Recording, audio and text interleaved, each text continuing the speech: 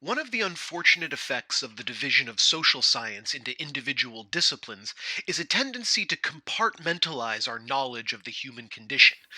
It is bad enough that subjects like philosophy and history, traditionally classified as humanist liberal arts, are artificially separated from the social sciences. But far too often, political scientists, sociologists, anthropologists, and economists think and act as if their particular body of knowledge stands apart from all others. This is a harmful illusion. To study politics is to study the forms and activities of power in human societies. But this focus requires the study of society and economy. Politics, society, and economy cannot be truly separated. This is the core insight of the discipline of political economy. Prior to the early 20th century separation of academic disciplines into formally bounded fields, politics and economics were intuitively understood to be related. Thinkers as diverse as Adam Smith, Karl Marx, and Max Weber insisted on understanding politics as activities embedded in social and economic contexts. Karl Polanyi, the political economist we are reading today, was a scholar in this tradition. Born in Hungary in 1886, Polanyi was a kind of wandering scholar whose socialist politics forced him to flee fascism in three separate instances. He wrote The Great Transformation while in the United States, but was forced to relocate to Canada after he fell afoul of McCarthyist persecution. Polanyi's major value as a political economist is in how he forces us to rethink the supposedly natural dominance of markets and market logic in economics. Polanyi shows that while markets as institutions of exchange have always existed, they have typically been restrained in their power and embedded in a protective shell of law and custom that prevents them from running out of control. The market societies that evolved during the Industrial Revolution, which we take for granted, are historical anomalies in that they treat the market as the absolutely indispensable institution of social life. For Polanyi, this ideological delusion is the ultimate source of the horrors of the 20th century. Political economy investigates the symbiotic relationships between the political and economic activities of social life. It begins from the premise that political action is shaped by economic action, just as political action can shape economic action. How, when, and why these interactions occur constitutes one of the major traditions of social science. Karl Marx is commonly identified with this materialist tradition, but we shouldn't forget that Marx thought of his own work as a systematic critique of an older tradition of political economy, associated with Britain's liberal tradition and the Industrial Revolution. This is the school of political economy we associate with laissez faire liberalism, the ideology that claims that a market economy will optimally regulate supply and demand of all commodities if and only if that market economy is allowed to self regulate free of external interference. Now, what is a commodity? Basically, it is any good or service that can be bought or sold on the market. The shoes on your feet and the computers on your laps are commodities. So is the food you had for breakfast and the building you're sitting in. So too is all the concrete, wheat, silicon, rubber, and lumber that was processed into the goods and services of the market economy we live in. But note very well, that for a market economy to function as the laissez faire ideology demands, you yourself must be a commodity also. You must understand yourself as having an economic value that can be bought and sold in open, competitive markets. Keep this in mind. Another question requires an answer. What does it mean to say that a market self regulates? Markets convey information through prices. We make economic decisions based on the signals that prices send, most obviously, whether or not we can afford to make a purchase. For a market economy to function as intended, prices must arise spontaneously from the interaction of supply and demand, since these prices are the only accurate measurement of the general direction and health of market activity.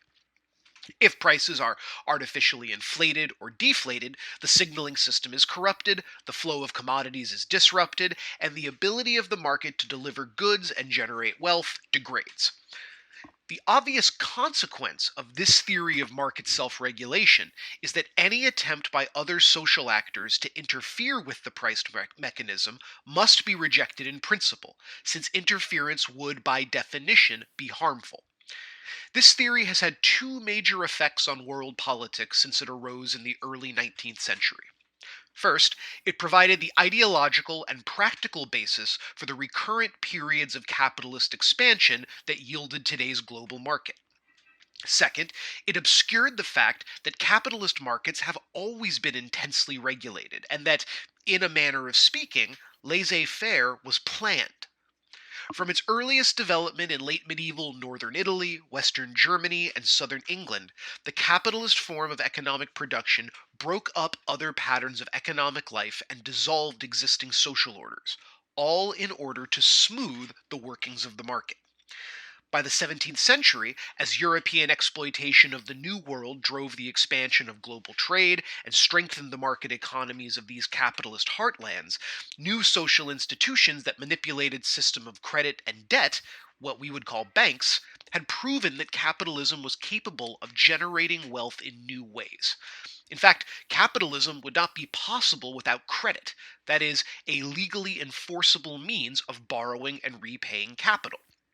Now, the capital in capitalism is the fuel of the market economy, the condensed wealth that can be invested in productive enterprises in order to generate profit through expanded production. But the important point here is that these systems of credit and debt were social innovations, new sets of rules that governed the economic interactions of individuals.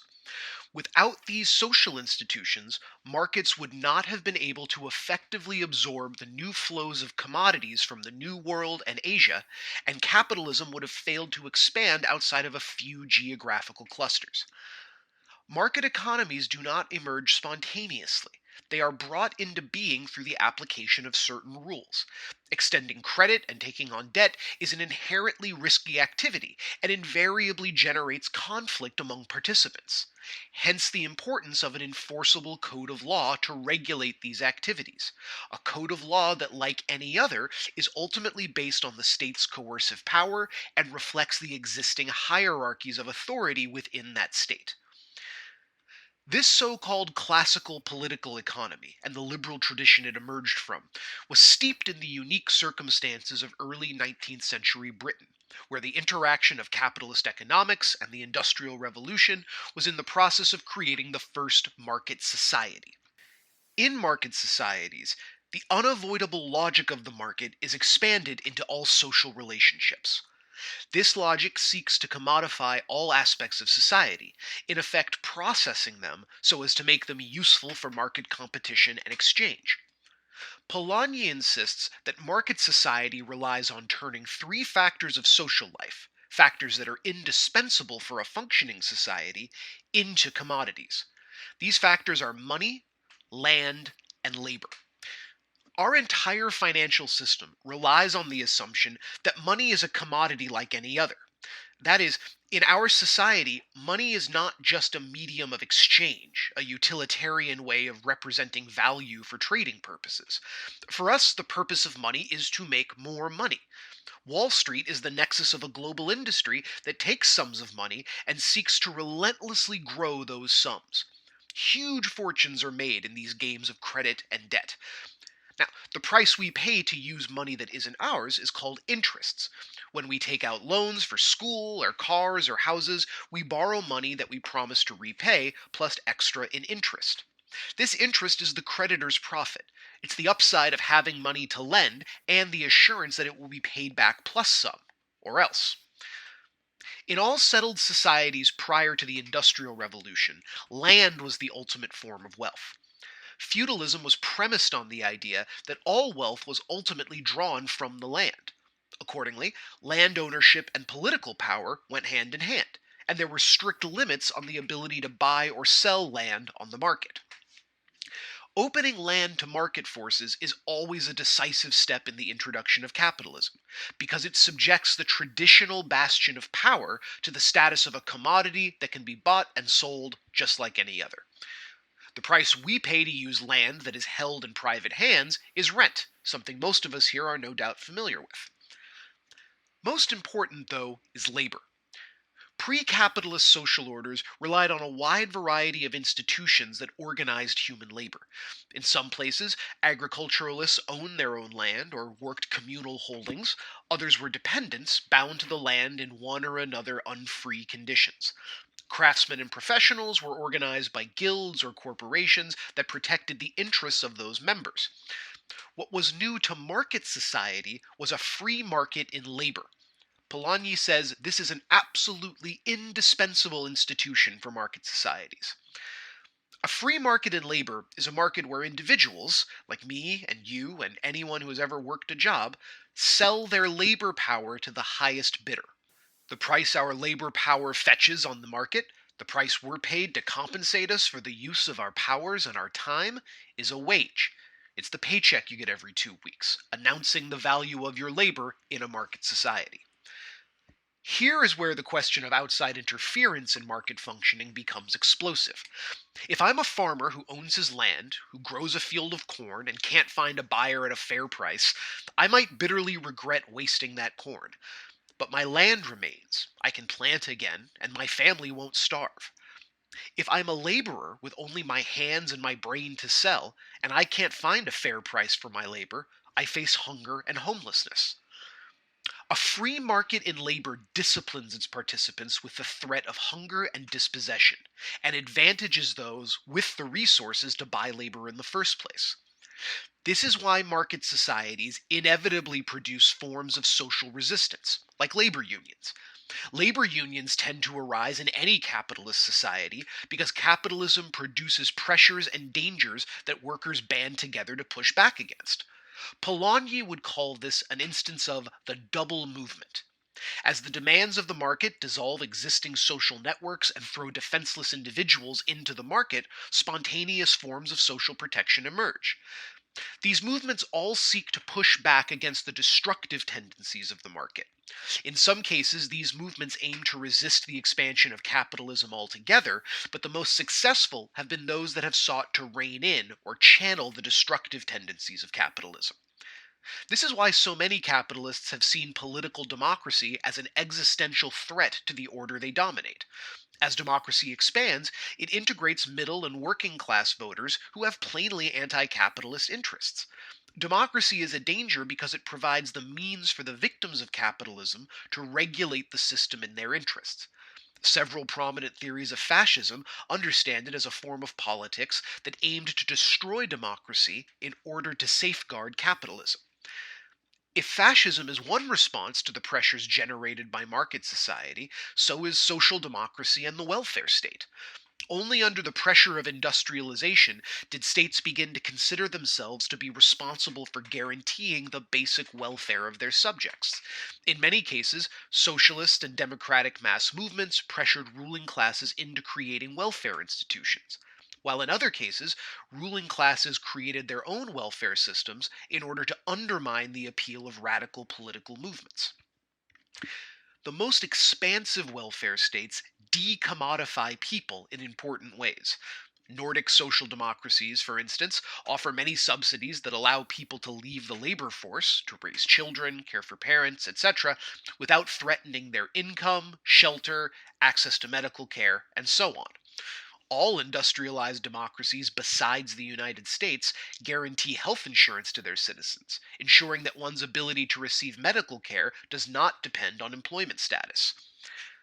This inherent conflict between the needs of the market and the needs of society, according to Polanyi, shape the fundamental dynamics of political economy. One can see this dynamic at work in the American response to the coronavirus pandemic. The economic relief necessary to sustain the country through a public health lockdown has never arrived, in large part because of a deep seated ideological aversion to giving people money for seemingly nothing. This belief is typically deployed during economic downturns, in which the unemployed are exhorted to simply work harder and not become dependent on public assistance. This has always been a dubious belief, but it is especially bizarre given the conditions of the pandemic, which has created a kind of artificial recession. The fact that it is still used to justify denying assistance to a nation of 330 million people facing a public health crisis suggests that it is a belief that is no longer bound to any kind of realistic view of the world.